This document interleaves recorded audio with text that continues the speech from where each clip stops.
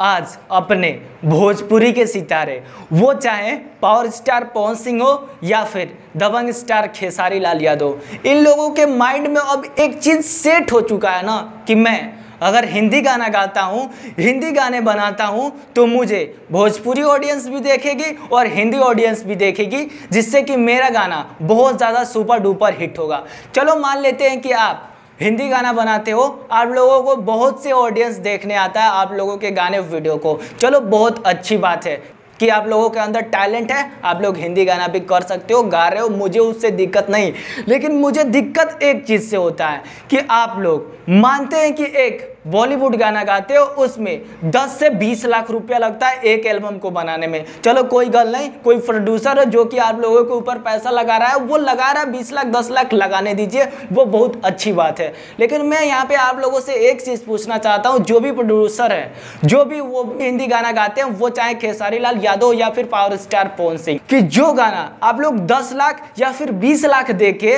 या फिर 50 लाख देके एक हिंदी का एल्बम गाते हो, उसमें 50 लाख रुपया खर्च कर देते हो सपोज डेट, उतने के बचत में एक हिंदी गाना गाते हो। अपने भोजपुरी में एक एल्बम बनाने में आप लोगों को कितना ज़्यादा खर्च लगता है? बहुत ज़्यादा खर्च लगेगा, तो 20,000 से लेकर 50,000 रुपया लगेगा, एक भोजपुरी का एल्बम आप लोग तैयार कर देते हैं। फिर वो अपने भोजपुरी के बड़े सुपरस्टार हो या फिर छोटे सुपरस्टार, छोटे को तो छोड़िए दीजिए, छोटे का तो 5,000 में फरिया जाता है, लेकिन अपने भोजपुरी में वो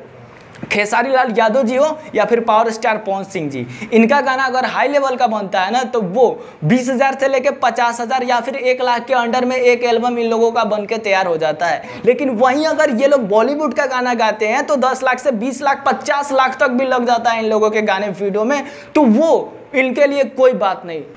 तो मैं आप लोगों से एक चीज़ पूछता हूँ, जो आप लोग हिंदी लेवल का गाना बनाते हो 10 लाख 20 लाख रुपया खर्च करके, वो गाना अपने भोजपुरी लेवल का बनाओ, भोजपुरी का उसमें हर एक वर्ड हो जो कि मैं शान से कह सकूँ कि हाँ ये मेरा भोजपुरी गाना है, जो कि 10 लाख या फिर 20 लाख या फिर 50 लाख के बचत में बनता है। अपना भोजपुरी गाना भी 10 लाख 20 लाख 50 लाख के अंडर में बनता है, ताकि हम लोग भी फक्र से कह सके। तो आप लोग प्लीज़ मेरे बातों पे गौर फरमाइए, और जो आप लोग हिंदी गाने पे अपना उतना पैसा बर्बाद कर रहे हो और अपना भोजपुरी का तो उसमें नाम नहीं हो रहा है, क्योंकि वो तो हिंदी लेवल का गाना है, तो उसमें जब भी नाम होगा और फायदा होगा तो हिंदी लेवल का जो भी हिंदी लोग सुनते हैं उनका फायदा होगा। लेकिन मैं चाहता हूँ आप लोग जो भी 10 लाख 20 लाख 50 लाख रुपया एक एल्बम में खर्च कर रहे हैं, तो वो हिंदी लेवल पे मत खर्चा कीजिए 50 लाख रुपया, वो अपने भोजपुरी लेवल के गानों पे खर्च कीजिए, ताकि हम लोग, आप तमाम लोग ये चीज़ फख्र से कह सके कि हाँ अपने भोजपुरी में भी